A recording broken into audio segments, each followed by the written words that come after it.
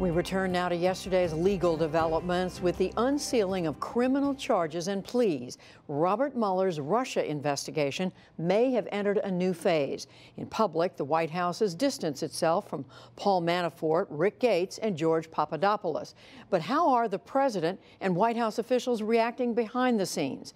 Ashley Parker of The Washington Post has been reporting on all this, and she joins me now. So, Ashley, I think you and your colleagues said in your story that you talked to 20-some White House aides. What is the sense you're getting from them of their handling, how they're handling this, how they react to this? One thing that was striking was that the West Wing aides and the president himself were finding out the way sort of we were and the rest of America was, which was basically from news reports.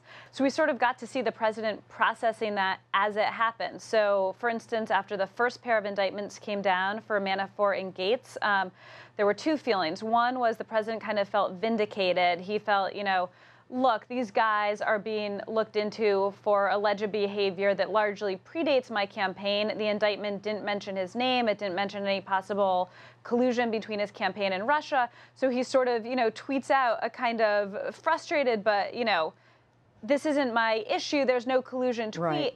And then that next indictment comes down for George Papadopoulos, which is potentially more problematic. And again, he's, as the White House has said, as you just said, he's someone who is an unpaid volunteer. He wasn't super senior, but he definitely touches Russia in a way that those people in the first indictment did not.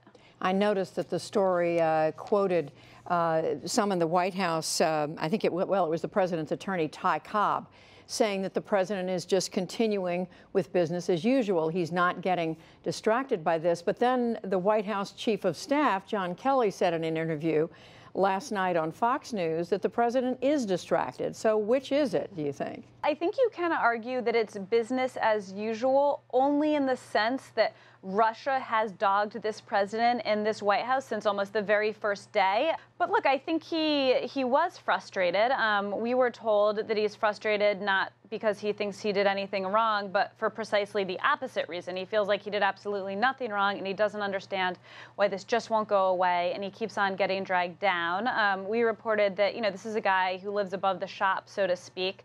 He stayed up in his residence longer than usual, kind of watching TV, talking to his lawyers, growing frustrated, but also sort of thinking in terms of like a crisis communications manager, a legal analyst, before coming down to work in the Oval Office. But then by all accounts, while he was there during the day, I heard from people that there were a number of meetings, and this didn't come up at all in sort of the pre or post meeting chatter. So I think the answer is the truth lies in the middle somewhere. Just very quickly, Ashley, what are you hearing about any potential presidential pardon?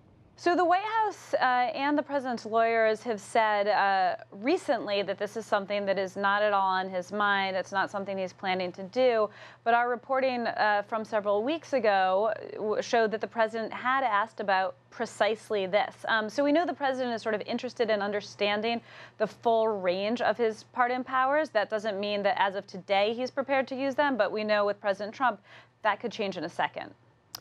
Ashley Parker reporting on the White House for The Washington Post. Thank you. Thank you.